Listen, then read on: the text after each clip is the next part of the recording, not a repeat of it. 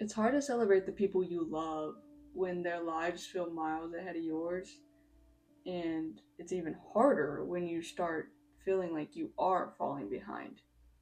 This episode talks about the weight you carry feeling like you're behind everybody else. I'm going to share what it was like watching my girlfriend get the career she wanted and just seeing my friends and family move on with their lives. And all while I was trying to figure out who I am and what I wanted to do with my life. And I also learned that timelines are a lie. The first time I ever felt this pressure was when I was on my way to an elementary school to do some observation hours for the teaching degree I was pursuing. And I got in there and I was watching the kids, I was talking to the teacher, and the room kind of started to feel like it was closing in on me because it was like, hey, this is going to be your life. And that's when I had decided I was not going to be a teacher. So when I left that classroom, I got into my car, turned it on, and immediately this enormous weight just came charging at my chest, consumed my chest. And I couldn't breathe. I felt like the air around me was thin. The AC was blowing on me and I was still sweating. And these thoughts were flooding my brain like, hey, you just wasted time. Hey, you just wasted a bunch of money. And hey, you're away from your girlfriend for no reason. She's over there struggling and you're here. That was the first time I ever felt that. When I got home, Alex was studying for her exams to pursue the career she was in, and mind y'all, she was already in the career path that she wanted to be in. She already had a job. She was working there and doing that. And I got home and I helped her study for her exam so she could get certified. And she took the exam. She passes, right? Of course she passed. I was so proud and immensely grateful because I know how hard she had worked on that. But at the same time, I had this contradicting feeling of, hey, she's moving on and you're still in the same place. You're still here not knowing who the heck you are and what you want to do. It was just really difficult to be overly joyous for her and just be the partner she needed me to be at that time too. And I'm not saying I was bad, I was really, really happy for her. And I'm sure she has no idea I was feeling this at that time. I felt so behind, and this pressure, that weight came back and hit me in my chest again. And I couldn't show her. I couldn't show her that I was struggling because she had just accomplished something big, something that she had been pursuing for her career. And it just took a turn for the worse after that. It started spiraling, to be honest. I would go through social media for hours, just scrolling and see my family move on with their lives, buying apartments, getting jobs, and seeing my friends start their careers and not having to pick a new degree, and them getting married and starting families. And I was just there on the couch, not knowing what I wanted to be or what I was going to do.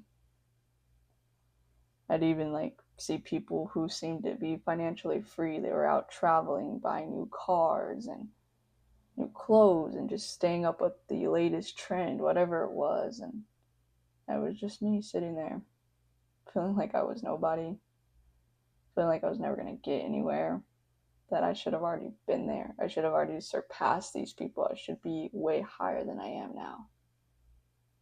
I even took a personality quiz to tell me who I am. And I felt so stupid. I paid $50 for that program to tell me who I am and where I should go and work, what suits my personality the best. That's how lost I was and how desperate, honestly, I was to find where should I go, what should I do. And to be honest with you, yes, that program did help me. It put me in the field that I am now enjoying and loving. But just pressure of telling me you're never gonna be anything, you're never gonna amount to anything, you're not. Why are people ahead of you? what are you doing?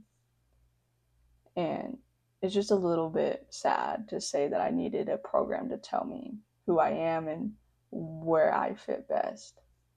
I would have nights where I would just stay up contemplating life and second guessing everything about myself.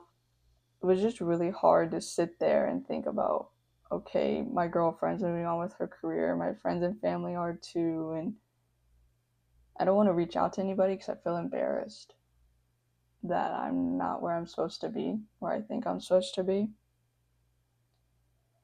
So I didn't talk to anybody. And I kind of just kept it to myself for a really long time. And then I went to this school event where you meet firms and you meet banks to attempt to get a job, right?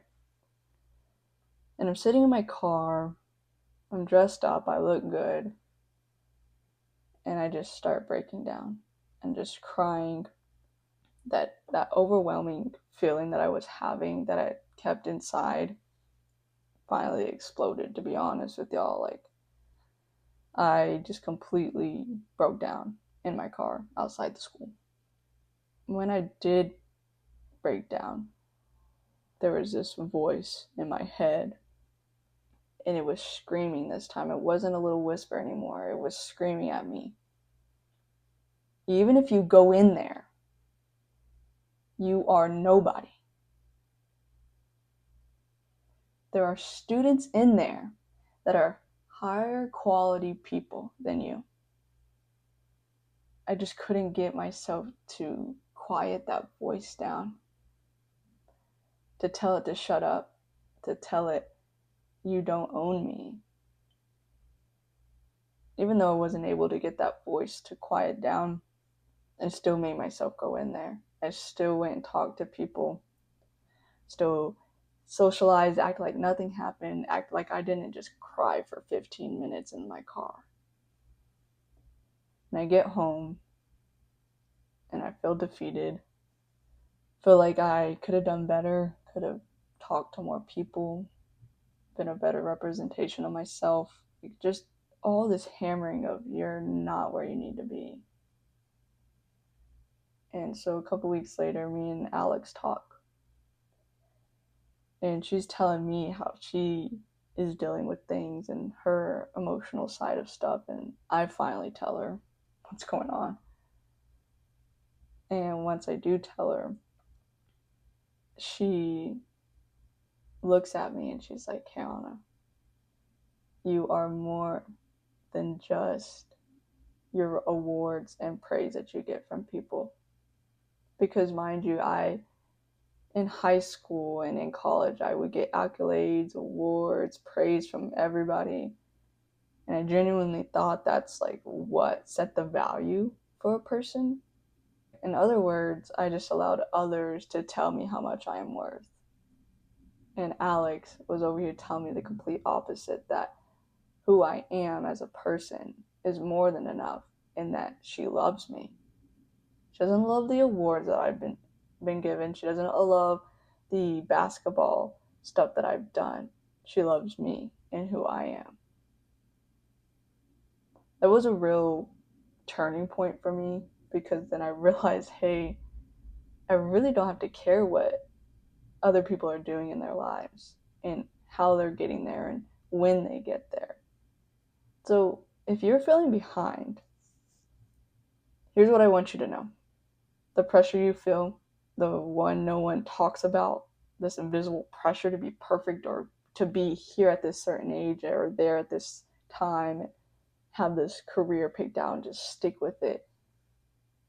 You can drop that emotion whenever you feel like it. You can put that down and just keep going and just realize that, hey, that voice in your head is a liar.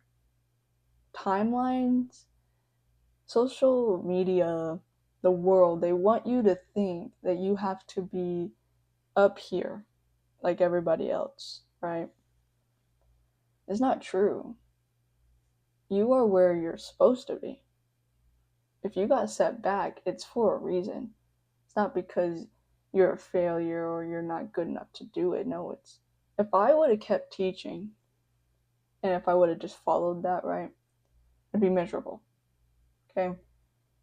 Now I'm pursuing an accounting degree where I get to still help people and I like money, like dealing with money.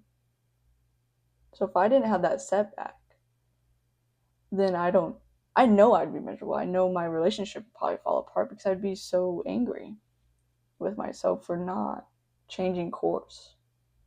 I just want you to know your life isn't late. It's on time. And just trust the process and trust that you are where you need to be and just keep working and just be able to call out these emotions that consume you, whatever it might be. Thanks for listening to this episode of No Blueprint. If something hit home for you, something that stuck with you, be sure to share with a friend or tag me. I'm on Instagram at kae.ona. I'm on TikTok at NoBlueprintPC, and I also have a video representation of this episode on YouTube at No Blueprint Podcast. The next episode of No Blueprint is called Big Sister Heavy Shoulders. It drops Sunday, September 7th at 6 p.m. Central Time. I'll be talking about the weight of being the older sister and how my relationship changed with my family once I moved out. Until then, remember, there's no pressure, no plan, just life in real time. Peace.